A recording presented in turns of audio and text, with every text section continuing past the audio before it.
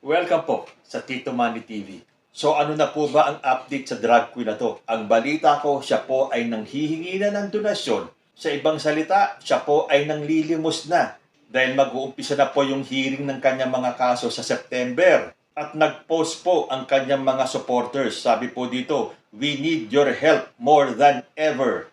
Drag queen na si Pura Luca Vega nanghihingi ng donasyon para sa kakaharapin niyang laban sa korte kaugnay ng kanyang kontrobersyal na ama namin performance. Sabi po ng kanyang mga taga-suporta, Pura Luca Vega seeks for financial support as she faces trial this September. Your donations will go to Lucas family and transport/food for their court dates this September. For GCash donations, you may scan the QR code below. So ayan, nanghihingi na ng donasyon o nanghihingi na ng limos itong mga supporters niya. Akala ko ba wala kang pakialam, Vega? Ito yung mga huling sinabi ni Pura Luca Vega sa isang performance niya. Lahat tayo makasalanan, hindi tayo perpekto, tama? Do not do unto others what you do not want others to do unto you. Golden rule lang po yun. Alam mo pala ang golden rule, Pure. Dapat ina-apply mo yan sa sarili mo. Kung gusto mong respetohin ka, dapat una kang mangrespeto ng iba. Napakadami mong natapakang tao sa pambabastos mo sa religion nila. So ano ina-expect mo? Do unto others, di ba? Golden rule, di ba? Karma ang tawag dyan.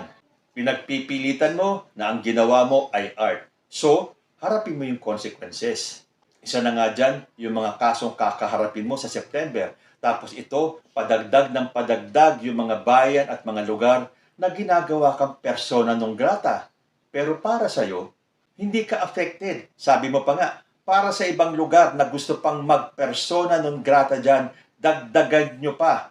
Pakialam ko. Kita mo? Samantalang isang simpleng public apology lang o paghingi ng sorry, hindi na lalaki to. Hindi na mag-escalate ng ganito ang issue sa'yo. Pero siguro dahil gusto mong sumikat, ayan, sikat ka na. Sikat ka na rin sa langit at sikat ka na rin sa impyerno. Kung saan ka mapupunta doon, bahala na ang langit sa'yo.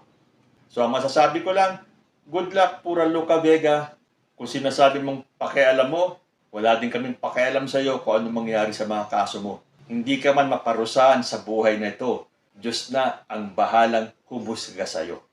Malamang napanood nyo yung segment sa EAT, sa TV5. Yung pong tungkol dito kay Mami Angie, yung pong senior citizen na naglabas ng kanyang sama ng loob sa kanyang dalawang anak. Although may mga nagsasabi na sana hindi pinahiya ni Mami Angie yung mga anak niya sa publiko. Pero hindi rin natin maaalis dun sa ina. Ano po ba yung mga sinabi niya? May mga sasakyan naman kayo, bakit hindi nyo ako madalaw? Di ba napakasakit nun? Although fine, sasabihin nila may mga pamilya din naman sila. Pero wag po natin kakalimutan yung ating mga magulang. Baka daw kasi akala nila, porque may kaya naman yung nanay, kaya nitong mamuhay mag-isa. Hindi po pera ang pinag-uusapan dito. Kay mayaman ka, kay mahirap ka. Iba po yung feeling ng isang nanay, ng isang magulang na parang inabandona ng kanyang mga anak. Sasabihin din ng iba, may video call naman, lalo na ngayon, lahat ng tao may gadget. Iba pa rin po yung nakikita nyo ng personal. Puntahan nyo at personal nyong kamustahin. Kasi kapag sa video call lang po yan, pwede naman siyang umakting na everything is fine.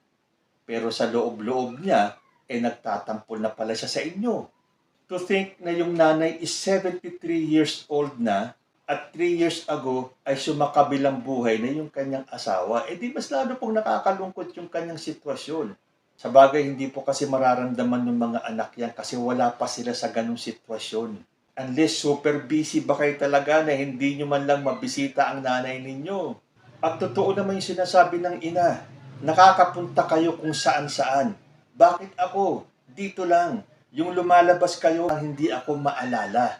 May sasakyan kayo. Kung may pupuntahan kayong mga malls or mamamasyal kayo, ano ba naman yung umikot kayo sandali sa bahay ng nanay ninyo?